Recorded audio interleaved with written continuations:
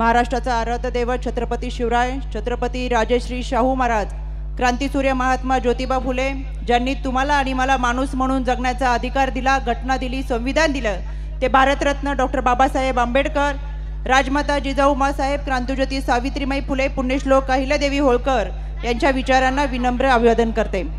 महायुतीचे वडगाव शहरीचे अधिकृत उमेदवार सुनील अण्णा टिंगरे यांच्या प्रचाराच्या निमित्तानं महाराष्ट्राचं लाडकं नेतृत्व, राज्याचे उपमुख्यमंत्री तथा वित्तमंत्री, राष्ट्रवादी काँग्रेस पक्षाचे राष्ट्रीय अध्यक्ष आदरणीय अजितदादा यांच्या उपस्थितीमध्ये आजची सभा पार पडत आहे। या निमित्तानं व्यासपीठावरती उपस्थित असलेले जगदीश भाऊ मुळीक, वसंतरावजी पठारे, मिनलताई सरोदे, सुनीताताई गलांडे, उषाताई कळमकर, सायलीताई दळवी, जयश्रीताई पालवे, निशिगंधा सोनवणे, सिद्धार्थ पाटील, व्यासपीठावरील सर्व सन्माननीय सदस्य, पदाधिकारी, महायुतीचे कार्यकर्ते, या ठिकाणी उपस्थित असलेले कार्यकर्ते आणि मोठ्या संख्येने उपस्थित असलेली माझी मातृशक्ती, या सगळ्यांना मनापासून नमस्कार। आज या ठिकाणी सुनील अण्णांच्या प्रचाराच्या निमित्तानं आपण सर्वजण उपस्थित राहिलात, पण मला आवर्जून सांगायचं आहे, प्रचाराच्या निमित्तानं उपस्थित राहण्यापेक्षा खऱ्या अर्थानं 23 तारखेचा विजयाचा शिक्कामोर्तब करण्यासाठी आपण सगळेजण उपस्थित आहात असं मला मनापासून वाटतं। महायुती सरकारमध्ये गेल्या 2-2.5 वर्षामध्ये महायुती सरकारने ज्या काही घोषणा केल्या त्या प्रत्यक्षामध्ये उतरत असताना आदरणीय दादांनी 10व्यांदा अर्थसंकल्प मांडला आणि महाराष्ट्राच्या माय माऊलींना लाडकी बहीण योजनेच्या माध्यमातून खऱ्या अर्थानं आर्थिक सबल केलं, सक्षम केलं। याबद्दल एकदा जोरदार टाळ्या वाजवून आपण दादांना मनापासून धन्यवाद देऊयात।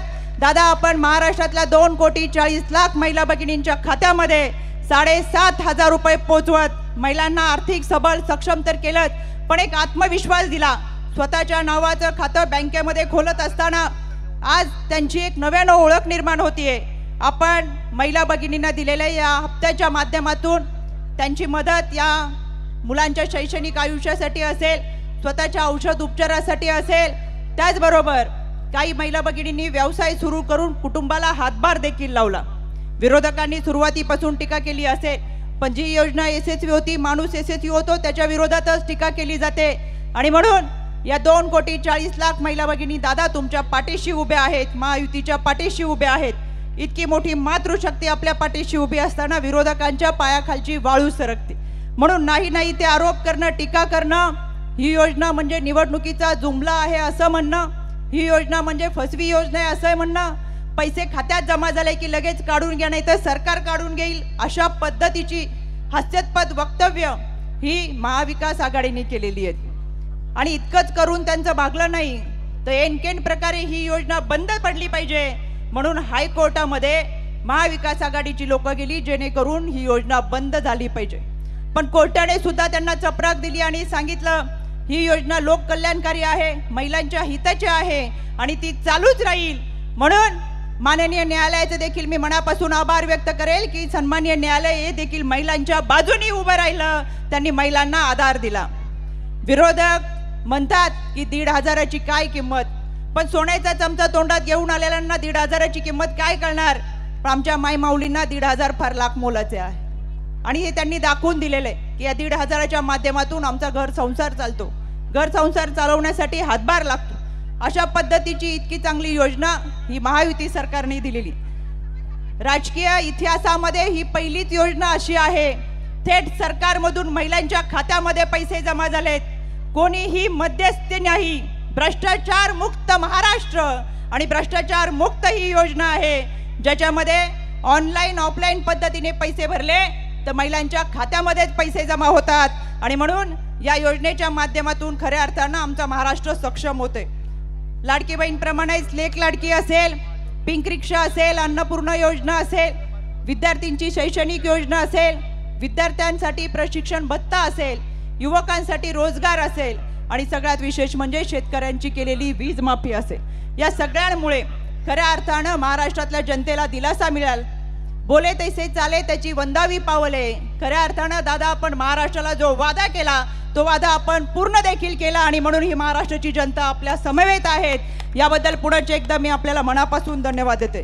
केंद्रामध्ये सन्माननीय पंतप्रधान मोदी साहेबांची सरकार आहे आणि ज्या राज्यामध्ये त्यांचं सरकार आहे तिथे तिथे लाडकी बहीण योजना यशस्वी झाली। मग ती वेगवेगळ्या नावाने असेल, गोवा असेल, मध्य प्रदेश असेल, ओडिशा असेल, छत्तीसगड असेल आणि आता महाराष्ट्रामध्ये असेल। पण जिथं जिथं काँग्रेसचं सरकार आहे, मग ते कर्नाटक असेल, तेलंगणा असेल, हिमाचल असेल, तिथं ही योजना सुरूच झाली नाही आणि झालेली योजना बंद पडली. त्याच्यामुळे आता महाविकास आघाडीने पंचसूत्री योजना आणली आहे. या पंचसूत्री योजनामध्ये पहिलीच योजना त्यांनी जाहीर केली की आम्ही महिलांना 3,000 देऊ. मला प्रश्न पडतो, गेली 2 महिने घसा ताणून घशाला कोरड पडेपर्यंत ते लाडकी बहिणी योजनेवरती टीका करत होते. आता त्यांनीच ती योजना कशी काय आणली? इतक्या दिवस सांगत होते की 1,500 दिले तर राज्य कर्जबाजारी होईल, पण आता तुमच्या 3,000चे निकष काय आहेत हा प्रश्न आता जनता त्यांना विचारते. त्याच्यामुळे निवडणुका आले की घोषणांची आताजबाजी करायची हे महाविकास आघाडीचं धोरण आहे. पण माझ्या माय माऊली या घोषणांना फसणार नाही, कारण 9 महिने 9 दिवस गर्भात वाढवलेल्या बाळाला जन्म देणारा आमच्या गर्भाचा रंगच लाल आहे. तो प्रामाणिकपणाचा आहे, तो सृजनतेचा आहे, तो प्रामाणिकपणे काम करणाऱ्या भावाच्या पाठीशी आहे. म्हणून एकदा हात उंचावून आपण आदरणीय दादांना सगळेजण बहिणी पाठिंबा देऊयात.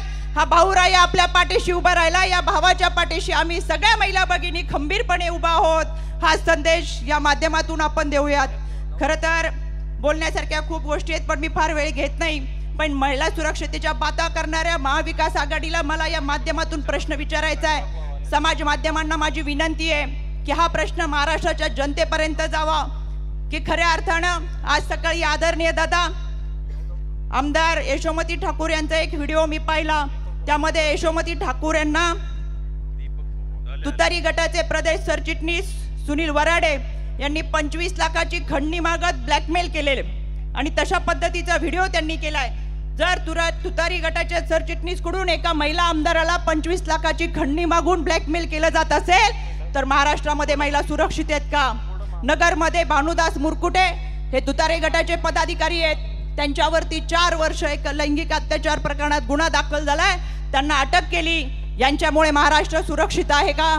अनेक चंद्रकांत दानवे एका जाहीर सभेमध्ये बोलताना आईवरून अश्लील भाषेमध्ये शिवी देतात. शेजारी राजेश टोपे बसलेले होते आणि इतक्या अश्लील आणि अश्लाघ्य भाषेमध्ये बोलत असताना हा यांचा सुरक्षित ठेवण्याचा महाराष्ट्राचा मानस आहे का? त्याचबरोबर चंद्रपूरमध्ये एका 13 वर्षाच्या मुलीवरती बलात्कार झाला आणि तो बलात्कार करणारा शिक्षक हा काँग्रेसचा शहर अध्यक्ष होता. अजूनही त्याला निलंबित केलेलं नाहीये. म्हणजे हे जे नराधम यांनी पाळलेले आहेत ते समाजामध्ये अत्याचार करतात. इतकंच काय, मला आजची इथली घटना सांगायची. महाराष्ट्राचं मी तुम्हाला सांगितलंय, पण वडगाव शेरीचं काय? वडगाव शेरीचे तुतारीचे उमेदवार आहेत बापू पठारे. त्यांनी मला सांगितलं होतं तुमच्याकडे पुरावे असतील तर घेऊन या. बापू पठारे, मी तुम्हाला पुरावे दाखवते. FIR नंबर 145 आणि याच्यामध्ये गुन्हे नोंद झालेले आहेत. हे समोर तुमच्या समोर मी घेऊन आले. आणि इतकेच नाही तर हे पुरावे, ह्या पुराव्यांची फाईल. त्याच्यामुळे तुमचं आव्हान मी जाहीररित्या स्वीकारलंय. माझं आव्हान स्वीकारा. कुठे भेटायचं ते सांगा. FIR आणि ह्या पुराव्यांसहित मी तुम्हाला भेटते. त्याच्यामुळे तुतारी गटाने फक्त महिला सुरक्षतेच्या बाता मारलेत. खऱ्या अर्थानं सुनेवरती अत्याचार करणाऱ्या आणि तिला अत्याचारामध्ये होरपळून काढणाऱ्या अशा माणसाला तुम्ही उमेदवारी दिली. तुमचा महिला सन्मान कुठे गेला? मला या निमित्तानं सांगायचंय. तुतारी गटाचा प्रदेश सरचिटणीस असेल जो सोशल मीडियाचं काम पाहतो, त्यांनी महिलांचे अश्लील व्हिडिओ बनवणं, अश्लील व्हिडिओ महिलांना पाठवणं या प्रकरणी त्याच्यावरती 4 गुन्हे दाखल आहेत. तरी सुद्धा तो त्यांचं सोशल मीडियाचं काम करतो. म्हणून या माध्यमातून मला प्रश्न विचारायचा आहे, अशी अश्लील चाळे करणारी लोक तुमच्या पदामध्ये आहेत, तुमच्या संघटनेमध्ये आहेत, तर हा महाराष्ट्र सुरक्षित कसा राहील?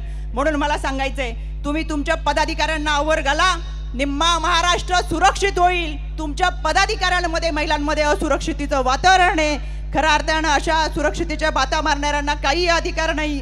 पण वडगाव शहरीची जनता सुज्ञ आहे. येणाऱ्या निवडणुकीमध्ये आपल्या हक्कासाठी भांडणारा, आपले प्रश्न सोडवणारा आदरणीय दादांनी वित्तमंत्री म्हणून सुनील अण्णा टिंगरे यांना 1280 कोटीचा निधी दिला, जो आपल्या सुरक्षतेसाठी, आपल्या सन्मानासाठी, आपल्या प्रभागातल्या विकास कामांना प्राधान्य देत त्यांनी तो मार्गी लावला. आणि म्हणून वडगाव शहरीची जनता येणाऱ्या 20 तारखेला 3 नंबरचं बटन दाबून सुनील अण्णा टिंगरे यांच्या समोरील गटाला मतदान करून प्रचंड मताने सुनील अण्णाला विजयी करतील ही मला खात्री वाटते. पुन्हा एकदा आपण जोरदार टाळ्यांमध्ये सुनील अण्णा आणि आदरणीय दादांचं अभिनंदन करूया. 23 तारखेच्या विजयासाठी पुन्हा एकदा महायुती सरकार राज्यामध्ये दिमागात स्थापन होईल हा विश्वास या निमित्तानं वाटतो. एकदा माझ्या महिला भगिनींना विनंती आहे, आपल्या भावांनी आपल्याला साथ दिली आहे. पुन्हा 20 तारखेला मतदान करून सुनील अण्णाला तुम्ही सत्तेत पाठवत असताल, महायुती सरकार सत्तेत आलं तर महिन्याला तुम्हाला जे 1,500 मिळतात त्याच्याऐवजी 2100 रुपये मिळणार आहेत. आणि म्हणून आपल्या सगळ्यांनी एकदा जोरदार हात वरती करत टाळ्या वाजवत दादांना पाठिंबा द्या. दादा, आम्ही तुमच्याबरोबर, माझ्या बांधवांना देखील विनंती आहे, तुमची पण वीज माफी झाली आहे, तुम्हाला पण शैक्षणिक सुविधा मिळालेल्या आहेत, त्याबद्दल तुमच्या सगळ्यांच्या पाठिंबाबद्दल मनापासून धन्यवाद. पुनश्च एकदा 23 तारखेच्या विजयाचा संकल्प करत आपल्या सगळ्यांची रजा घेते. धन्यवाद. जय हिंद, जय महाराष्ट्र, जय महायुती. वडगाव शेरी बदलणार, विकास आणखी गतिमान होणार. घड्याळ या चिन्हासमोरील 3 नंबरचे बटन दाबून आमदार सुनील अण्णा टिंगरे यांना प्रचंड मतांनी विजयी करा.